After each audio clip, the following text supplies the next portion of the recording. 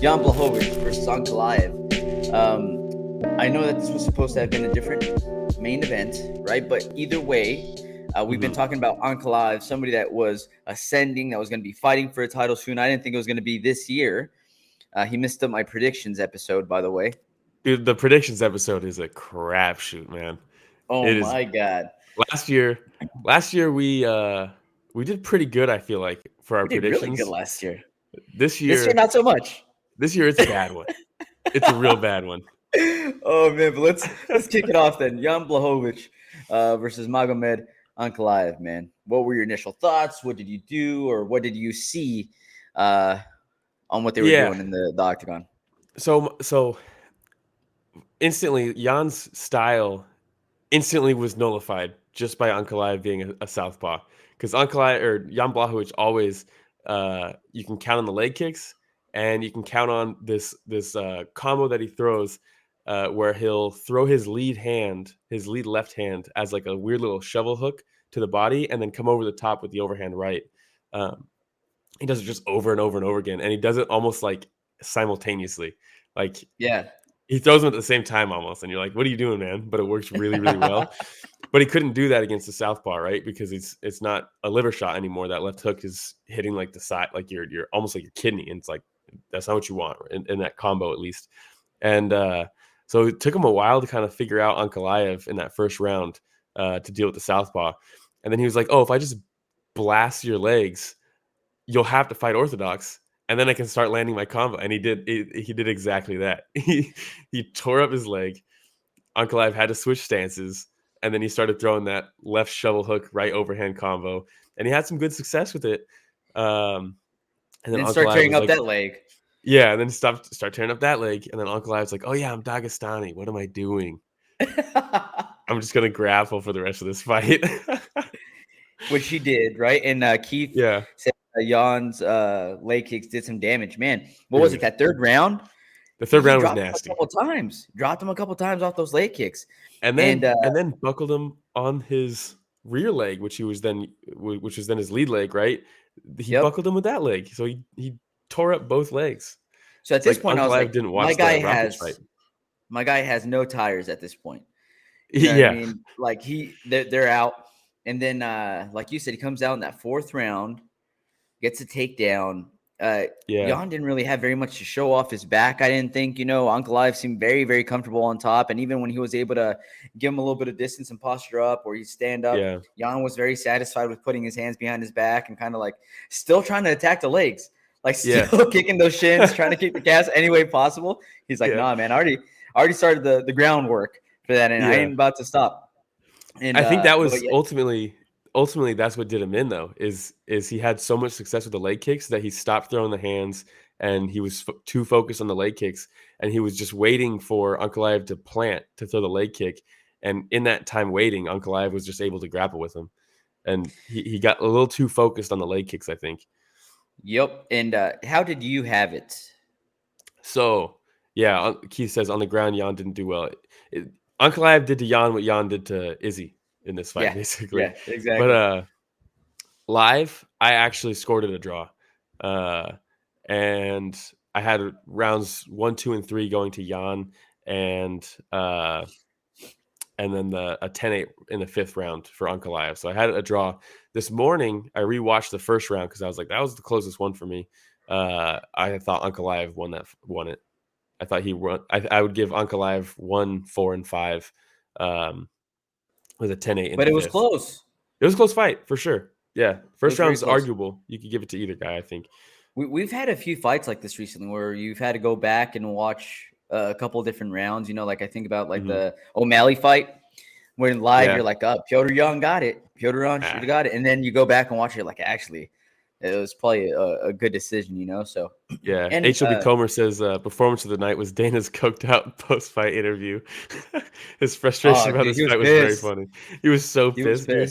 He used this one to take all the hate away from the co-main. He just buried this fight so hard that he was like, I don't want to talk about that fight.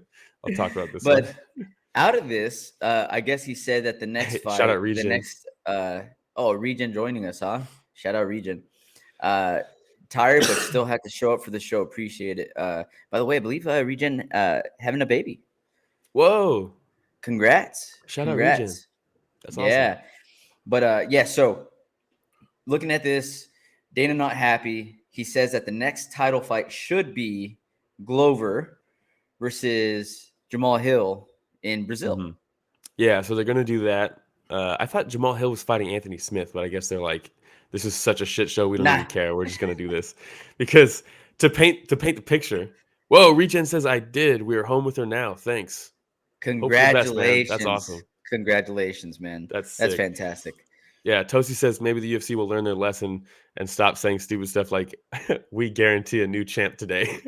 Yeah, it's so funny how much this blew up in the UFC's face because Yujiri Prohaska is supposed to be fighting Glover Teixeira on this card for the belt, right? The rematch, defending his belt for the first time.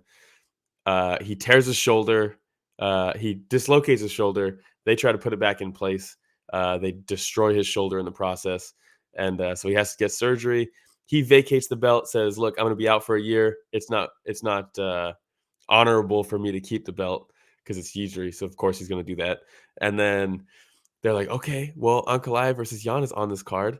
We'll just make that a title fight. And we'll end the year with a champ. And then Sal D'Amato said, Not so much.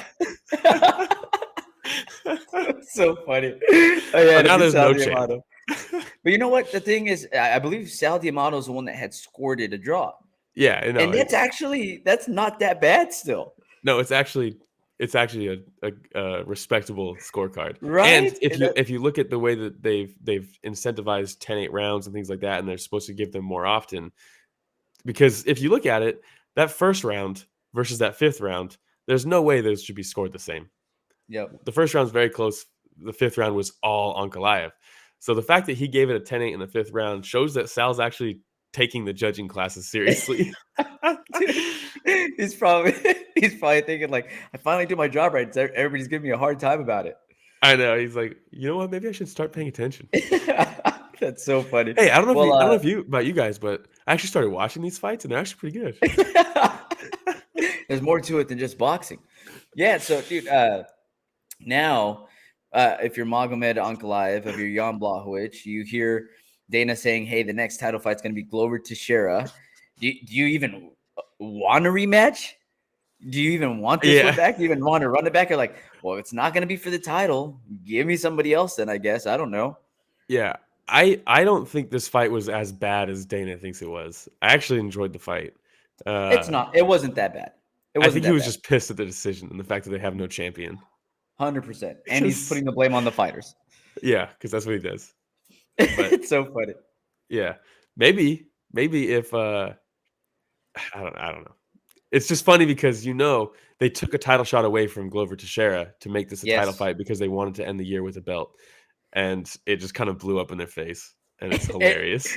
They showed the footage of Glover on the side and he's like, how do I get in there? Like, do I get in there? And then they call it draw and he's like, oh, let me sit back down real quick. Yeah. The whole point was whoever won this fight, they were going to have them fight Glover because Yuji's out so long. Like, that's what was going to happen. So Glover was going to go in there, do the whole.